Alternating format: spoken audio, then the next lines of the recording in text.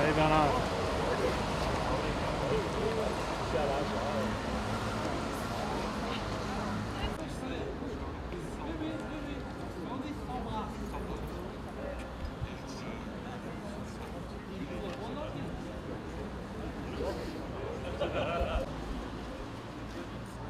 Pour l'assistance.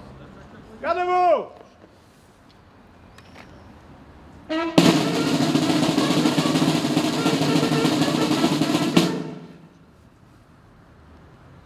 Ouvrez le banc.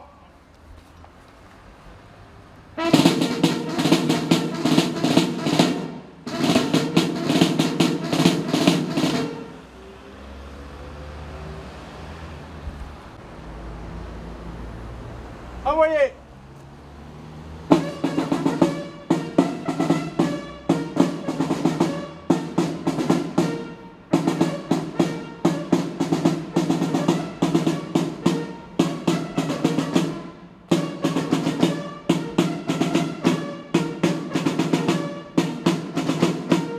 Dépôt de gerbe.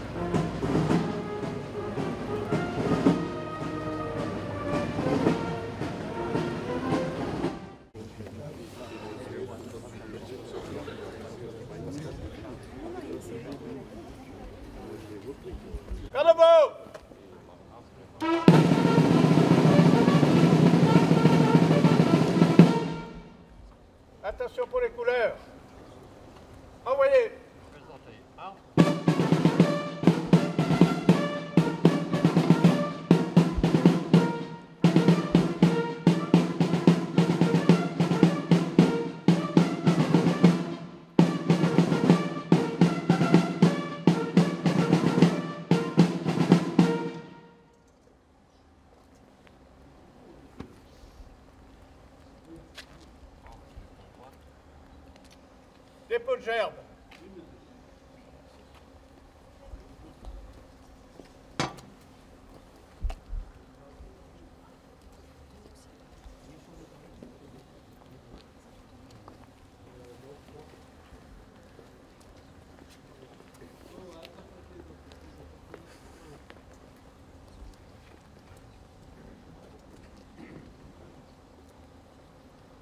Moment de recueillement.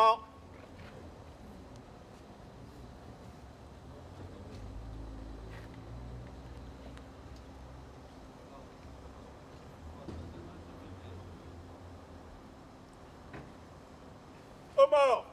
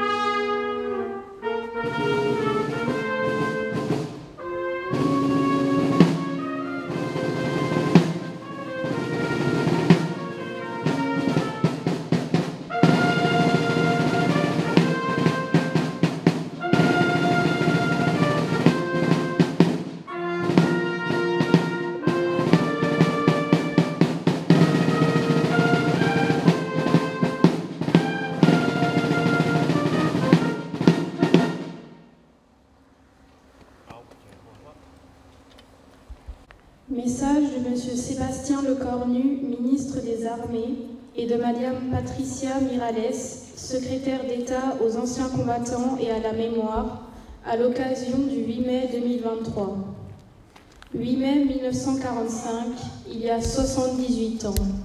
L'Allemagne nazie capitule devant les Alliés réunis à Berlin. C'est la victoire.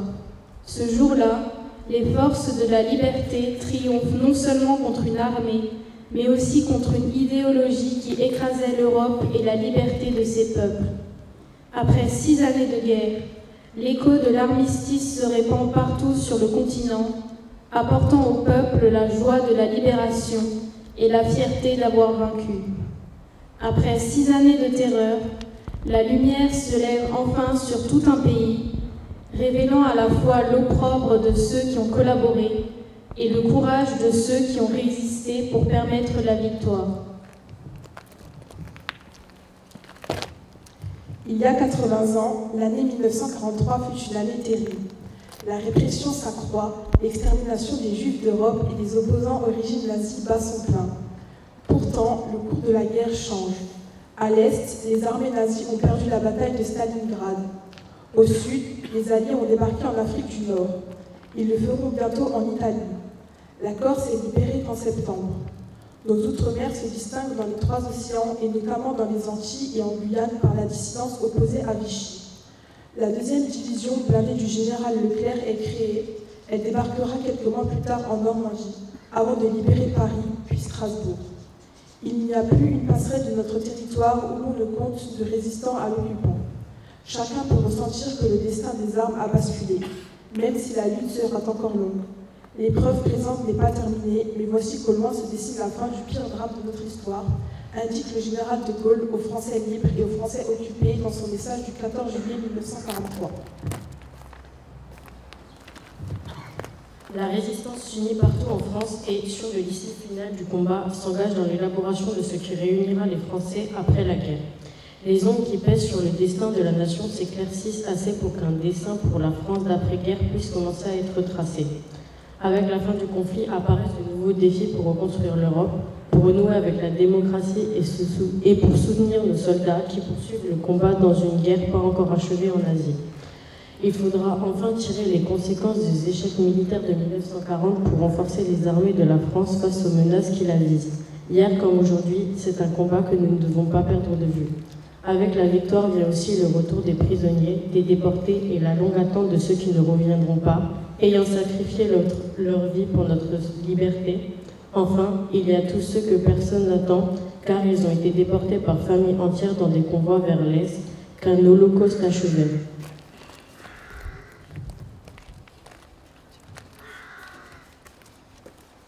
Écoutons les survivants et les vétérans qui nous transmettent la mémoire de leurs compagnons pour que leurs témoignages ne disparaissent pas avec eux et qu'il inspire ceux qui s'imaginent leur liberté pour définitivement acquise. Souvenons-nous enfin du sang versé. Il fut le prix de notre liberté. Mourir pour que d'autres puissent vivre libres. C'était le prix exorbitant dont plus de 10 millions de soldats alliés se sont acquittés. Un prix qui, hier comme aujourd'hui, augmente à chaque renoncement, à chaque fois que nous oublions notre passé. Au bout, le 8 mai 1945 offrit la plus grande gloire du monde aux femmes et aux hommes qui n'avaient pas cédé. La victoire leur offrit la liberté. Vive la République, vive la France.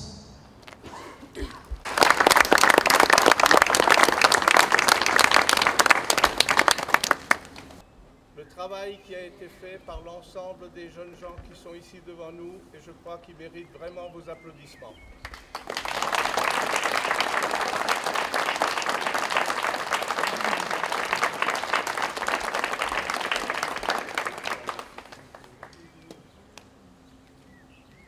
À la disposition de Monsieur le chef de musique pour nous conduire au foyer. Gauche.